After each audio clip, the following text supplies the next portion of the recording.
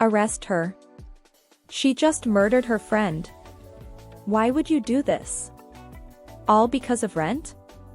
Just then, the police walked in, and I was handcuffed. I couldn't even find the words to defend myself. I didn't do it. I could not believe this was happening to me. Let me tell you what I had just walked into. 3 days before my arrest, I had gruesomely quarreled with my friend. Our landlord phoned me earlier that morning and gave us just 3 days to move out of his house if we could no longer afford it. Don't get me wrong, I'm not a bad person, but this was the 3rd time she spent our rent when it was due and could not show anything for it. I was furious and told her to find the money we had contributed, or she won't like what would happen to her. In her defense, she said it wasn't a big deal, and I knew she found a way to repay the money anytime she spent it. If you were in my shoes, how would you have acted? Honestly, we seriously argued, and all I remember saying was, find the money and settle the rent, or you won't even have the courage to speak when I'm done dealing with you. Then I stormed out. The next day, we barely spoke to each other, and I could see that this worried the other tenants since they knew how close we were. Although I cared about my friend, I had to set some things straight. She didn't have to be that careless and carefree about such things.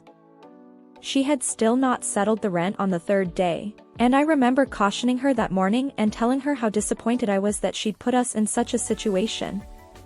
I left her at home and just went to work. The taxi dropped me off at the junction that evening around 5:40 p.m., and I slowly began my walk to the house. It was just a 5 minutes walk from the intersection, but it felt like I had walked more than that as I thought about the recent happenings. I tried leaning on the gate as I reached for the key in my bag, and the gate flew open, which was strange. We were all security conscious. Even if someone was at home, the main entrance was always locked, and everyone had a key. I was scared to go in, but after I did, I realized our door had been left ajar. The 3 other rooms had their doors closed. What was going on? I muttered quietly. I mastered courage and called my friend.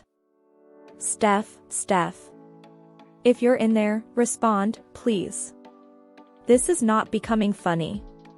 Steph. After waiting for about 2 minutes without any response, I walked in. To my surprise, blood drops were everywhere in the living room, right from the door. By now, it was getting dark, and fear gripped me. The blood drops led to her room, and right before her door lay a kitchen knife. Now, in my attempt to protect myself from whoever might be in the house or her room, I picked up the knife. Just then, I heard a neighbor walking in from behind me. She may have been curious after realizing the main gate was not locked, and our door left ajar. The moment I turned to face her, she started screaming. So you've killed your friend, eh? All because she spent your rent. I didn't think you could do this. You're heartless. I just stood before my friend's room in shock. For the first time, I was speechless. When I thought I found the words, I heard sirens wailing, and before I could blink, the police had walked into our apartment. I had been asked to drop the knife I didn't realize I was still holding on to and was handcuffed. I didn't do it. How could I kill my friend? The neighbor who had walked in shouted, "You said your friend wouldn't have the courage to speak when you're done with her. Did you have to go to the extent of killing her?" By now, tears were flowing down my cheeks. I didn't do this, but how do I defend myself? Who wanted to harm my friend, and why now? I didn't even get to see Steph for the last time. I am broken-hearted. What do I do now?